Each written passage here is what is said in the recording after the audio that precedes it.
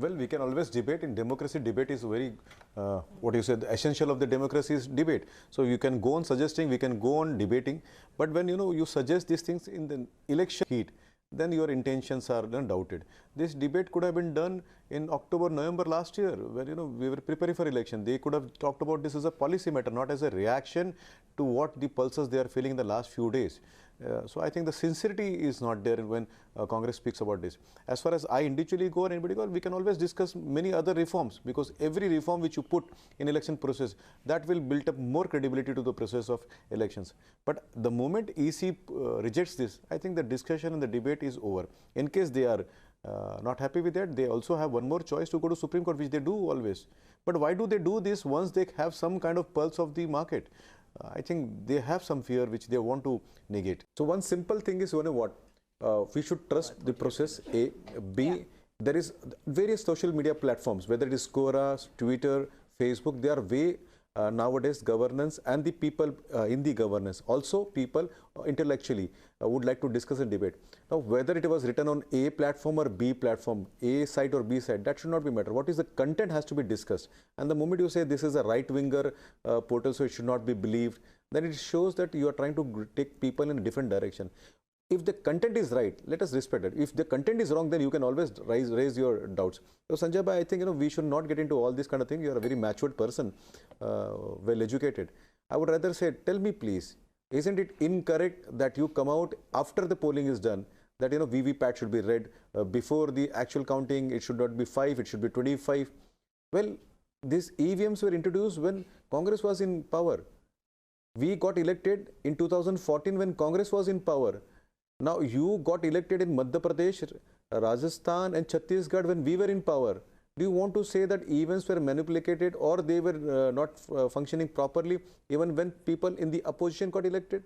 If that was the case, why would we lose in 5 state governments just before the general election? That's a good point. So it has been said, as you are a business channel, let me tell you, in business they say don't advise your adversaries or your competitor what was wrong with their business. So I'm not going to advise anything to Congress what was wrong there.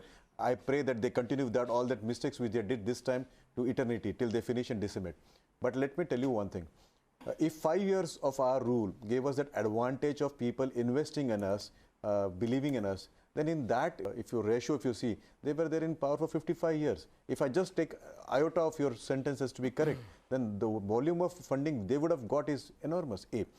B, we only got transparent money. That's why you could see it. Probably they got money which was not transparent. So they hid that money, B. See, what actually is the difference? We did only 3 things. We did not do much. We did one.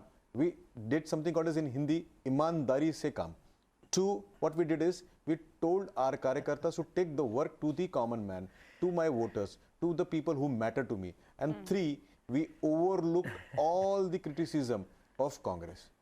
Where they failed, I think if I really I should not have given this advice, but where they failed, when they won Madhya Pradesh and Rajasthan, and Rahul Gandhi was unable to take decision, and he had to call his mother and sister to participate in the decision-making process, and they rewarded a dwarf over the giant. They rewarded somebody who was not actually the reason of victory in Madhya Pradesh and Rajasthan, and somebody else when they rewarded that. I think that was their great mistake. I was trying to hold this particular view of mine, but as Sanjay is my old friend, I thought I'll give him this piece. Even if the exit polls are in my favor, I would say I don't trust them and I wait till the actual result comes. But let me share you one secret which we have, and that I'm just sharing it because I cannot tolerate Sanjay being so disturbed today. So we follow something called as 3T in BJP. It's training, try and target. So we keep training our Karyakartas on various things. I would request Sanjay ji to go and study what happened to Nokia and what challenges they faced, what Kodak faced the challenges, and what Jet faced the challenges, and what was the reason they went to that level. So we do this kind of trainings to our Karyakartas, which are lateral trainings, which are sometimes absolute trainings. We do not come from political circle, but we do this kind of trainings to our Karyakartas, try to understand, sharpen their thinking skill, hone their thinking skill, so that they don't do the mistakes which these great organizations in the world did. And the second one is, the T is try. We keep on trying, and that's why you see we are there now in West Bengal, we are there in Arunachal, we are there now in Kerala, we are there now in Tamil Nadu. So we keep on trying, we don't give up. When we were called as to be two-man party, when we had only two members of parliament, that time in Lok Sabha, and now also they are calling us two-man party. But we see, we have somebody who's to be shown. He's a firm leader and he's a right leader. Unfortunately, Congress does not have a firm leader, neither a right leader. So they try to hide him. We always had 10 requests from candidates, bring Modi ji twice in my constituency. And there were 10 requests from Congress, don't bring Rahul Gandhi ji. I have an advantage and I would like to flaunt my advantage. Why should I hide them?